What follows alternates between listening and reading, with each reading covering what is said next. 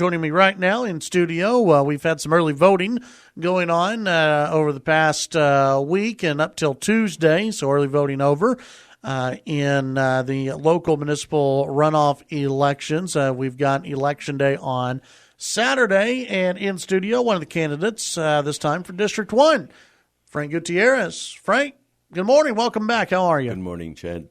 Thank you for this opportunity to say a few words to your readers, rather to your listeners. Absolutely. Appreciate and you. readers. Yeah, that's true. We got some readers out there on KFYO.com. Frank, the runoff election, the early voting period over.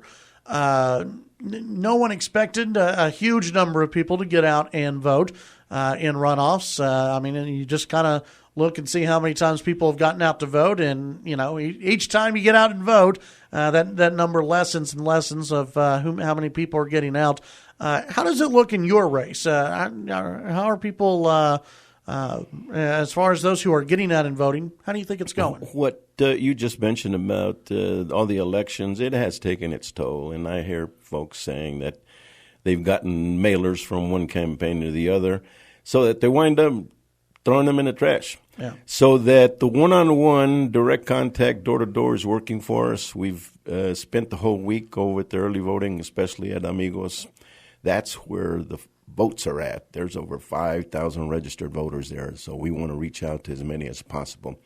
And along the way, we get to talk to many of them and hear directly from them as to what's happening in their lives and how city issues affect them. So it's a learning process as well as an opportunity to reach out to these folks. And my heart goes out to them on occasion because of their situations. And I'm wanting to address those issues once and if elected to the Lubbock City Council. What are some of the big issues that voters recently have been coming up to you and talking about that impact District 1 and the city of Lubbock? Well, most recently, and it impacts everyone, but it affects those on a fixed income, in particular Social Security recipients. This new rate increase, it may not seem like much, but when you're having to make decisions on medicine, food, or gasoline, it is a bump in the wrong direction for them. What if you were on the city council, and this is, I think, part of a 5-year plan by LP&L. It started a few years ago. That they put out, and there was pushback on it, but not enough pushback. And we're going to continue to see if the plan keeps moving forward. Rate increases not only this year, but I think the next 2 years we're going to see more rate increases from LP&L, and this all adding up towards 2019 joining ERCOT, so we could maybe expect even more rate increases going into that, as LP&L argues we got to have more rate increases to handle infrastructure. So if you were on the council, would you tell LP&L no?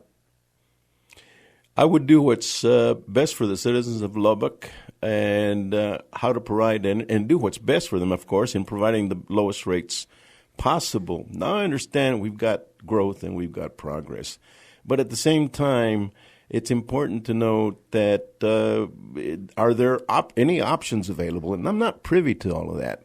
So for now, I will tell you that I will do and vote according to what the constituents and the residents and the taxpayers of District 1 is how they feel. And I will respond accordingly. That's what I'm campaigning on, is representing the people. I firmly believe in government by, with, and for the people. And if it's not happening, then we have to take measures to get someone on there that will address these issues, because we're being, if we don't say something as a community, then we risk the chance of these ventures coming up in the future, and then they're unstoppable at the expense of the taxpayer. And that is something that I'm on many of these issues I'm not privy to. I'm a grassroots worker. I spend my time talking to people in their homes. And so once being on the council, then of course I'll have access to much information that I'm looking forward to studying, researching, and asking questions on. When we come back, we'll continue our visit with Frank Gutierrez and get his comments on a few other issues, including the budget and also his opponent as well. Chad Hasty Show, KFYO. We'll be right back. All right, Chad Hasty Show, News Talk 790 KFYO. Frank Gutierrez in studio with me. He's a candidate for District 1, Lubbock City Council runoff election. Early voting period is over, but the election day is on Saturday. If you have not voted, you'll have to vote on Saturday. That's your only other option. You'll need to get out there and vote. Frank, let's talk about the election a little bit. If elected, you're going to be jumping in right when budget season is going on, right in the middle of it. So there's not going to be any downtime. When it comes to the budget and budget process, what is your philosophy when it comes to increasing spending, increasing, we've had some folks who have already talked about adding splash pads through Lubbock, and during budget season, all these ideas come up about where to spend more money. What does your philosophy kick in on the budget? Those are wish lists and bucket lists. They got to be looked at, and there's some needs, that can be met, but then there's the unmet needs, and that's one of my concerns. Having had many years of experience on the Community Development and Services Board, I've had access to the budgetary process and how it works at City Hall, and how along the way you learn as to what's happening or not happening in the community. And I have that benefit. At the same time, I'm also very concerned about the debt and what is the proposed budget doing to address that debt. And, of course, not being privy to all the inner workings of the City Hall itself, I'm not in a position to be able to say, well, this is working or this may not be working, but there is room for improvement, as there always is when you're looking to do what's best for the taxpayers. You said you brought up unmet needs. What are some of those unmet needs? Well, one of the ones, especially in relation to District 1, is the lack of affordable housing. And there are many programs in place, but I think that they need to be reinforced, positively reinforced, of course, in the spirit of cooperation with the existing methods. For example, Habitat for Humanity is an outstanding program, but they can only do it one at a time.